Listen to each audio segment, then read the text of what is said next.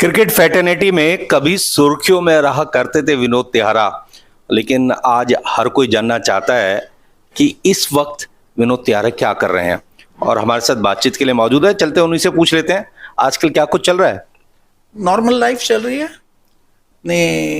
जीवन स्मूथली चल रहा है, टचवुड, थैंक्स गॉड।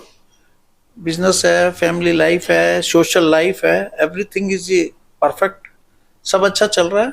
किसी टाइम क्रिकेट में थे और अभी भी हैं क्रिकेट में। क्रिकेट से तो कभी जो क्रिकेट के अंदर जुड़ गया वो क्रिकेट से जुदा हो ही नहीं सकता। हिंदुस्तान में तो धर्म है, एक रिलीजन है क्रिकेट।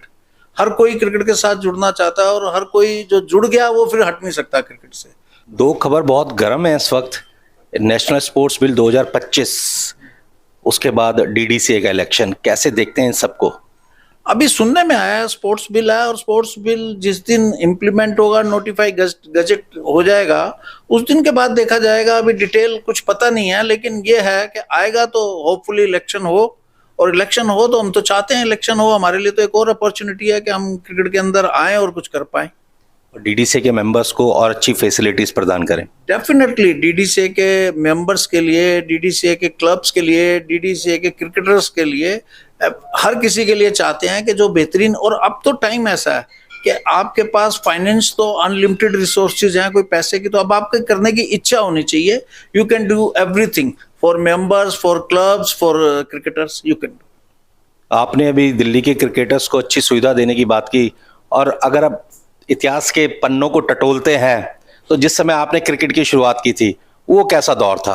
वो आप अगर किसी से भी बात करेंगे, हम we are the first state जो हम अपने प्लेयर्स को 5 स्टार एकोमोडेशन देते थे एंड बाय एयर ट्रेवल हमने ही शुरू की थी। हमने ही अपने यहाँ सब्सिडी शुरू की थी, हमने क्रिकेट इक्विपमेंट देने शुरू किए थे क्लबों को हमने। और वो एक कारण था, जब आपने फैसिलिटी दी, सिर्फ फैसिलिटी नहीं, अदरवाइज भी क्रिकेट को ग्रास रूट से बहुत अच्छे से ऑर्गेनाइज किया, तो वो एक गोल्डन टाइम था दिल्ली क्रिकेट का। आप 7-7 प्लेयर कंट्री के लिए खेले हैं। आप दिल्ली के ड्रेसिंग रूम में देखते तो आपको लगता था इंडियन ड्रेसिंग रूम है, क्योंकि वो 7 प्लेयर में से कभी भी ऐसा नहीं हुआ कि 5 प्लेयर फर्स्ट 11 में ना खेल रहे हों। वो एक बेहतरीन टाइम था क्रिकेट के लिए। और हम आफ्टर लॉन्ग टाइम 2007-8 में under the captaincy of Gautam Gambhir हम रणजी ट्रॉफी जीते। वो जो 2004 से मैं कन्वीनर बना और 2013 को हमें कोर्ट के कारण हटा दिया गया, कोर्ट के ऑर्डर से हम हट गए थे। इस दौरान आप हर साल बीसीसीआई की ट्रॉफी जीते हैं, आप रणजी ट्रॉफी जीते हैं आफ्टर लॉन्ग टाइम।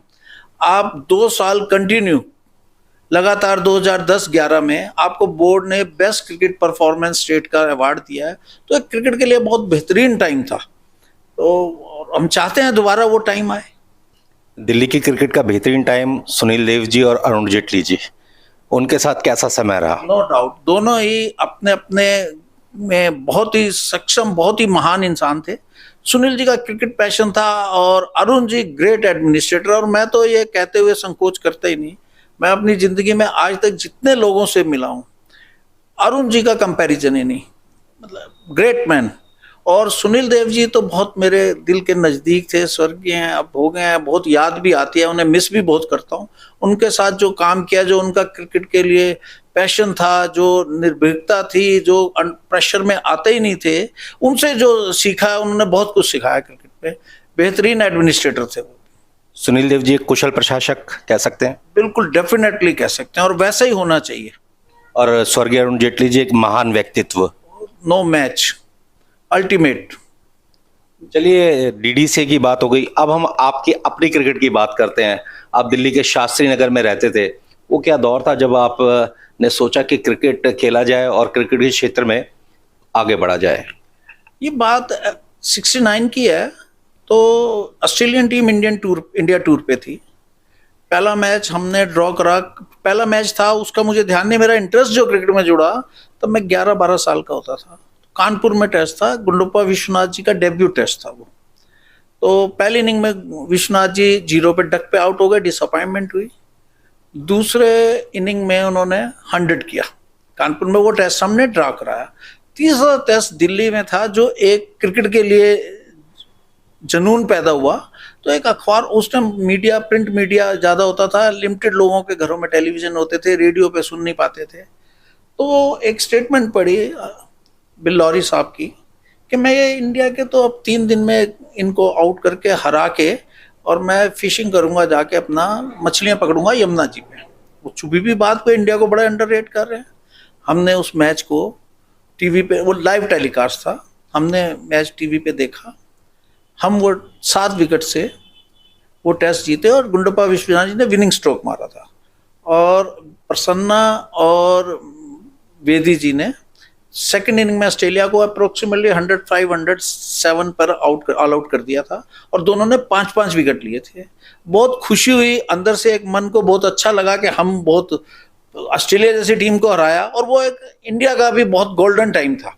हालांकि वो सीरीज हम हार गए थे ऑस्ट्रेलिया से, बट उसके बाद हम 71 में जब गावस्कर जी जिस सीरीज में डेब्यू हुआ, वेस्ट इंडीज में उनके घर जीत के आए एंड इंग्लैंड में 71 में इंग्लैंड को हराया। वाडेकर साहब हमारे कप्तान होते थे, अजीत वाडेकर जी। वो भी इंडिया का बहुत स्वर्णीय टाइम था उस टाइम के हिसाब से। तो क्रिकेट का बहुत अच्छा लगने लगा। क्रिकेट में रात को सो के भी नींद खुल गई तो क्रिकेट ही ध्यान रहती थी और वो क्रिकेट खेलने लगे और रिसोर्सेज होते नहीं थे। मतलब बैट के लिए भी वो कपड़े की बॉल बनाई, डंडे का बैट बनाया, खेलना शुरू करा। वो गली मोहल्ले से वहां से क्रिकेट खेलना शुरू करा और सोचा कि इंडिया खेलेंगे। नहीं खेल पाए वो अलग बात है, लेकिन सोच में यही था कि कंट्री के लिए खेलेंगे, हम भी ऑस्ट्रेलिया को जाके ऑस्ट्रेलिया के घर पे हराएंगे जाके। तो खैर बाद में इंडिया ने बहुत किया।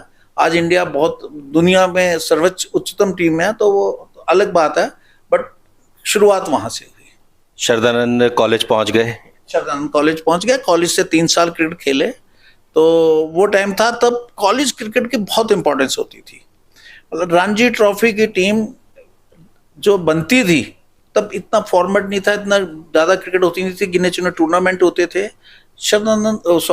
स्टीफन कॉलेज और हिंदू कॉलेज फाइनल खेलते थे, ये ऑलमोस्ट तय होता था।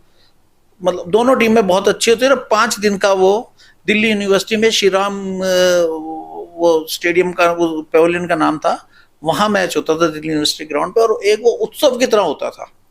हिंदू वाले तो 5 दिन के लिए ऑफ करते ही करते थे और स्टीफन का भी अनऑफिशियली ऑफ ही होता था। वहां ग्राउंड में आपको सीटिंग अरेंजमेंट नहीं होता था, जमीन पे बैठ बैठ के खड़े हो के 5 दिन लोग मैच देखते थे। वो बेहतरीन दौर था यूनिवर्सिटी क्रिकेट का। तो वहां से ही दिल्ली के जो अच्छे प्लेयर दिल्ली के लिए खेलते थे वो वहां से ही चुने जाते थे, उसी पे निगाह होती थी। तो वो यूनिवर्सिटी क्रिकेट खेल के एक महसूस करते थे, गर्व महसूस करते थे कि हम भी पार्ट एंड पार्सल हैं इस क्रिकेट के। कॉलेज से निकले और परिवार ने आपको काम धंधे पे लगा दिया, एक सपना टूट गया क्रिकेट खेलने का, लेकिन कहीं ना कहीं वो टीस थी कि क्रिकेट को जिंदा रखना है। तो आपने एलबी शास्त्री क्रिकेट क्लब बनाया स्वर्गीय प्रधानमंत्री जी के नाम से, चूंकि शास्त्री नगर रहते थे। उस सब के बारे में क्या बताएंगे? हाँ, हम शास्त्री नगर रहते थे और तब मोहल्ले वाली टीमें होती थी, बहुत गिनती के क्लब होते थे, अच्छे क्लब। सोनेट क्लब होता था, एनआईएस क्लब होता था, सवानिया क्लब होता था, यंग फ्रेंड क्लब होता था। क्लब होते थे बट ये बहुत लिमिटेड क्लब होते थे। आम जो क्रिकेट होती थी गली मोहल्ले तक ही सीमित होती थी और उनसे ही टीम बन के लीग क्रिकेट खेलने चले जाते थे। कोई परमानेंट आपका ऐसा इंफ्रास्ट्रक्चर नहीं होता था जाके आप प्रैक्टिस कर लो, आपका कोई कोच नहीं होता था, आप मिलजुल के टीम बनाते थे, मिलजुल के खेलने चले जाते थे। बहुत रिसोर्स नहीं होते थे। कॉलेज पास किया तो काम धंधे की चिंता हुई, काम धंधे में लग गए तो क्रिकेट अब छोड़नी पड़ी। क्रिकेट छोड़नी पड़ी, लेकिन कहीं ना कहीं क्रिकेट का जुनून था। आस्ते आस्ते थोड़ा काम बिजनेस किया तो थोड़े 2-3 साल बाद थोड़ा सेटल होना शुरू हो गए, तो टाइम मिलना लगा। तो मोहल्ले की टीम में दोबारा आ गए, तो क्रिकेट मोहल्ले वाली संडे क्रिकेट चलती रही। फिर आस्ते आस्ते हमारे शास्त्री नगर में रहते थे तो लाल बहादुर शास्त्री जी के नाम से हमने क्लब बनाया। उस क्लब को हमने जाके डीडीसीए में रिक्वेस्ट डाली तो डीडीसीए वालों ने हमारे को एफिलिएट किया अपने साथ। 89 में हम एफिलिएट हुए और 89 से हम जब लीग में, एक बहुत बड़ा चार्म होता था लीग क्रिकेट खेलना उस टाइम, और फिरोजशाह कोटला जहाँ टेस्ट मैच होता वहाँ खेलना अपने आप में बहुत ही मतलब अच्छी खुशी वाली बात देती थी। तो वहाँ हम क्रिकेट शुरू कर दी, उससे खेलना शुरू कर दिया, तो उससे जुड़े हम। तो वो फिर क्रिकेट में जुड़ गए तब से, तो क्रिकेट में आज तक जुड़े हुए हैं क्रिकेट से उसी कारण। कुछ अच्छे खिलाड़ियों का चयन ना होना और उसके बाद आपने सोचा क्यों ना डीडीसीए का सदस्य बना जाए? उस टाइम बहुत मुश्किल होता था। अब तो लीग हो गई, आपके टूर्नामेंट हो गए, ट्रांसपेरेंसी भी बढ़ गई पहले के मुकाबले। उस टाइम टीमें भी और अपॉर्चुनिटी भी कम लोगों को मिलती थी, और हमारे मोहल्ले वाले क्लब थे, बड़े बड़े क्लबों को इम्पोर्टेंस मिलती थी। तो जब हमने देखा कि भाई अगर अच्छे बच्चों को आगे बढ़ाना है तो आपको वहाँ डीडीसीए में कहीं ना कहीं किसी ना किसी तरह से आपको इन्वॉल्व होना पड़ेगा, अदरवाइज वहाँ मुश्किल है बच्चे को, क्योंकि अपॉर्चुनिटी नहीं मिलती थी। अगर आपको अपॉर्चुनिटी नहीं मिलेगी तो कौन क्या देखेगा। तो इसलिए मैं डीडीसीए में इंटरेस्ट लेना शुरू करा। एडमिनिस्ट्रेशन में एक स्पोर्ट्स कमेटी बनी, उसका इलेक्ट पदम चौहान मेरे दोस्त हैं, उन्होंने मुझे प्रपोज किया, यार इलेक्शन हो रहा है, मुझे कुछ पता भी नहीं था ज़्यादा इस बारे में। इलेक्शन लड़े, वो मैं इलेक्शन हार गया 95 में। फिर 98 में दोबारा इलेक्शन हुआ, तो उस इलेक्शन में मैं first time sports committee member बना, और उससे लेके 2011 तक मैं स्पोर्ट्स कमेटी मेंबर कंटिन्यू रहा। 2004 में मैं कन्वीनर बना। कन्वीनर जब बने तो हमने क्लबों को, जो जहाँ से क्रिकेटर पैदा होते हैं सब, क्योंकि और कोई तो रास्ता था ही नहीं, क्लबों का ही एक रास्ता था, तो हमने उन क्लबों को फैसिलिटी देनी शुरू करी। और मैं उसके लिए धन्यवाद करूंगा अरुण जी का भी, सुनील देव जी का भी, और हमारी जो उस टाइम की एग्जीक्यूटिव कमेटी थी, सब इस बात से एग्री हुए कि ठीक है यार, क्रिकेट में आप जो भी, हालांकि बहुत मतलब एक लिमिटेड रिसोर्स होता था पैसे का, बहुत ज़्यादा पैसा नहीं होता था, उन्होंने उसके बाद भी फंड्स का अरेंज करके हमने सब क्लबों को क्रिकेट गियर्स, उन्हें फैसिलिटीज़, उनके लिए रिफ्रेशमेंट, उनके लिए अच्छे से अच्छी बॉलें, बेस्ट एम्पायर, इन जो बेस्ट फैसिलिटी प्रोवाइड कर सकते थे with the supports of our management, हमने वो करना शुरू किया। और उससे फ़र्क भी पड़ा, उससे आपके अच्छे अच्छे क्रिकेटर, आपके एक टाइम में 7 इंटरनेशनल प्लेयर खेले हैं दिल्ली से 2004 से 2011 के बीच में। That is the golden time.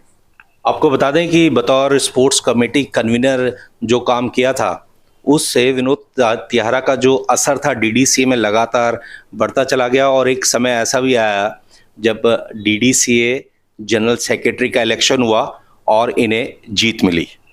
जी, फिर क्या 2011 से जब हम कोर्ट से डिफंग हुए, फिर हमने कोर्ट केस लड़ा एक दफ़ा, फिर स्पोर्ट्स कमेटी का इलेक्शन हुआ 2013 में, वो हम जीते, एक इलेक्शन हारे 12 का, फिर एक जीते 13 में, और उसके बाद वो मिड टर्म में ही, अभी हमारे को 6 महीने हुए थे, तो लीगल कोर्ट से ऑर्डर हुआ, हमारे पे एडमिनिस्ट्रेटर बैठ गए। 2018 तक हम उन्हों के अंडर काम करते रहे, हमारा दखल ही नहीं रहा किसी का। तो फिर हमने 2018 में मिस्टर दिनेश शर्मा हमारे कुलीग हैं, उन्होंने कोर्ट केस किया, इलेक्शन ऑर्डर हुए, इलेक्शन हुआ। उस इलेक्शन में रजत शर्मा हमारे प्रधान रहे और मैं सेक्रेटरी उसमें चुना गया। कैसा रहा वो जो दौर था डीडीसीए का, किस तरीके से आप देखते हैं उसको? वो जो टाइम था उसमें बहुत अपॉर्चुनिटी मिल नहीं पाई काम करने के। कुछ टाइम तो आपस में ही मन मुटाव रहा, ऑनेस्ट बात है रजत जी से मेरा, और कुछ टाइम बाद कोविड आ गया, तो वो क्रिकेट का बहुत ज़्यादा उसमें काम करने की एक अपॉर्चुनिटी मिली नहीं। बट ये है कि थोड़ा टाइम मिला जिसमें कोशिश की, लेकिन बहुत कुछ ज़्यादा चेंज कर नहीं पाए उसमें। रजत शर्मा जी ने त्यागपत्र दिया, उनके स्थान पर रोहन जेटली ने कमान संभाली डीडीसीए की। वो 1 साल बहुत अच्छा रहा, हमारी अंडरस्टैंडिंग बहुत अच्छी रही रोहन जी से, बहुत अच्छे से काम किया, युवा थे, समझते थे, और जो उनकी रोहन जी की जो सबसे अच्छी आदत मुझे लगी वो ये थी, सबकी बात सुनते थे और सबको साथ लेके चलते थे, जो ये बहुत कम लोगों में ये होता है। वो एक जैसे जितने बड़े परिवार से थे, वो लगता नहीं था हर किसी के लिए, आप किसी से आप भी बात करना चाहोगे तो आपसे भी अच्छे से समय देंगे, बात करेंगे, जो एक बहुत अच्छी बात थी। और उन्हें पता था भी मैं नया हूं, तो वो सबके विचार सुनते थे, सबकी मानते थे और सबको साथ लेके चलते थे। पिछले इलेक्शन में आपको सफलता नहीं मिली, लेकिन फिर भी आपकी भरपूर कोशिश ये रहती है कि डीडीसी के मेंबर्स के लिए और दिल्ली के क्रिकेट के लिए कुछ ना कुछ किया जाए। डेफिनेटली अपनी तरफ से सबके अपने अपने विचार होते हैं। ऑलरेडी जो ये कमेटी है ये भी कर रही है, बट हमारे अलग कुछ सोच है। तो मैं चाहता था, नहीं इलेक्शन जीत पाया कोई बात नहीं, लेकिन कभी मौका मिला तो मैं जितने मेंबर्स हैं, क्लब्स हैं और क्रिकेटर्स हैं, इनके लिए जरूर डेफिनेटली अपनी तरफ से जो मैं अपने सुझाव दे सकता हूँ अपनी टीम को, क्योंकि ये तो टीम वर्क है, आप अकेले तो कुछ कर नहीं सकते, आपने यूनिट ने काम करना है। तो आप अपनी जो एक अच्छी राय दोगे तो वहाँ ये जरूर है कि आपकी सुनी जाती है और आप मिलजुल के एक अच्छे काम कर सकते हो। तो जरूर कोशिश करूंगा अगर कोई मौका मिला तो मेंबर्स के लिए, क्लब्स के लिए, क्रिकेटर्स के लिए डेफिनेटली बेस्ट से बेस्ट करने की। और अब तो बहुत आसान है, क्योंकि एक होता है कि आपको फंड्स, रिसोर्सेज वो आपके पास हैं, तो अब आपकी इच्छा होनी चाहिए काम करने के लिए, आप पे प्लान होना चाहिए, वो आप कर सकते हैं। तो वो डेफिनेटली कोशिश करेंगे कि उसे जितना अच्छे से अच्छा कर सकें वो जरूर। बतौर डीडीसीए स्पोर्ट्स कमेटी कन्वीनर और डीडीसीए जनरल सेक्रेटरी, आपको डीडीसीए के 3 ऐसे सर्वोच्च अधिकारियों के साथ, पदाधिकारियों के साथ काम करने का मौका मिला, जिसमें अरुण जेटली जी, सीके खन्ना जी और सुनील देव साहब। बहुत अच्छा अनुभव रहा होगा, क्योंकि उस दौर में डीडीसीए की जो परफॉर्मेंस थी बहुत टॉप क्लास थी। डेफिनेटली मुझे जो मेरा अनुभव रहा इनके साथ, स्पोर्ट्स कमेटी कन्वीनर का और स्पोर्ट्स कमेटी मेंबर का, तो इनके साथ मुझे अनुभव रहा। लेकिन जब मैं सेक्रेटरी बना तो ये एज पर लोडा रिफॉर्म्स ये एलिजिबल नहीं हो पाए, तो ये नहीं कॉन्टेस्ट कर पाए। अदरवाइज इनके साथ तीनों लोगों के साथ मैंने काम किया और तीनों अपने अपने में बहुत ही सक्षम हैं। अरुण जी तो लाजवाब, कोई कंपैरिजन ही नहीं है। सुनील जी और खन्ना जी पावर हाउस। आज इस स्टेज में भी उनकी एनर्जी लेवल देख के अपने ऊपर मतलब आता है कि यार क्या एनर्जी है, ऑन द टो, ऐसे मतलब जबरदस्त एनर्जी है। और क्या 3 साल हमारे बोर्ड के, एक हमारे लिए गर्व की बात है, हमारे बोर्ड के 3 साल प्रेसिडेंट रहे हैं वो बीसीसीआई के, हमारे यहाँ उपाध्यक्ष रहे हैं, बोर्ड में उपाध्यक्ष तो बहुत टाइम रहे हैं।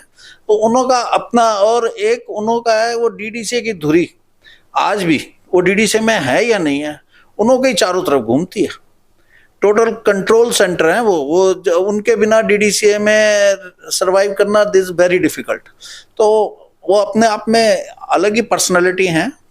सुनील जी डायनामिक,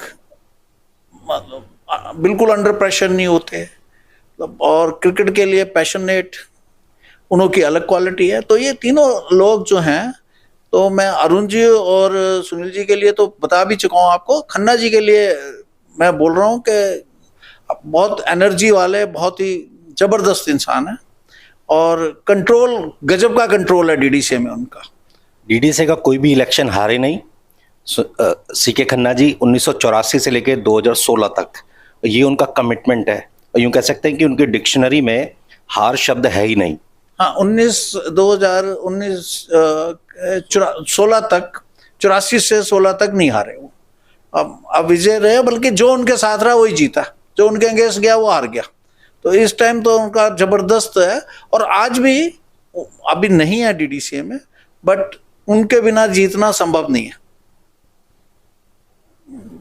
कंट्रोल है उनका, मेंबर्स पे पकड़ है, और बहुत टाइम लगाते हैं, एक एक मेंबर के टच में रहते हैं। मैं मानता हूं, मैं पॉलिटिकली भी मानता हूं, मैं कई दफा उनके अगेंस्ट भी लड़ा हूं, तो मैं हमेशा एक ही बात कहता रहा कि अगर इनके मुकाबले हम 10% भी अपना काम कर लें तो हम शायद कुछ संघर्ष कर सकते हैं। उनके मुकाबले डीडीसीए में तो 24/7 वो क्रिकेट में ही समर्पित है, क्रिकेट में ही लगे रहते हैं, क्रिकेट के मेंबर्स में ही जुड़े रहते हैं, तो उनको बीट कर पाना आसान काम है। और आखिरी सवाल, अपने इस सफर को कैसे देखते हैं? वो पहला दिन जब कपड़े की गेंद और लकड़ी का बैट, उसके बाद स्वामी शरदानंद कॉलेज, डीडीसीए के मेंबर, कन्वीनर, जनरल सेक्रेटरी, किस तरीके से देखते हैं इस सबको आप? मैं सेटिस्फाई हूँ, और बहुत पहचान दी है क्रिकेट ने। आज दिल्ली में इतने सक्सेसफुल बिजनेसमैन है, इतने सक्सेसफुल और अपने अपने एरिया में लोग हैं, लेकिन आपको पहचान नहीं मिल पाती। आप कन्फाइंड रहते हैं उस छोटी सी, लेकिन क्रिकेट आपको पूरे दिल्ली के अंदर आपको पहचान देती है, और आप खुशी भी होती है, हर आदमी आपको पहचानता है, और आपको ऑब्वियस है कि आप कहीं भी जाते हो, बीइंग क्रिकेट एडमिनिस्ट्रेटर होने से आपको एक अलग दर्जा दिया जाता है। तो क्रिकेट ने बहुत कुछ दिया, और आई एम वेरी ग्रेटफुल के, आई एम थैंक गॉड के मुझे क्रिकेट ने बहुत मतलब नाम दिया है। और इस मौके पर डीडीसीए के मेंबर्स और दिल्ली के क्रिकेटर्स को क्या कहना चाहेंगे?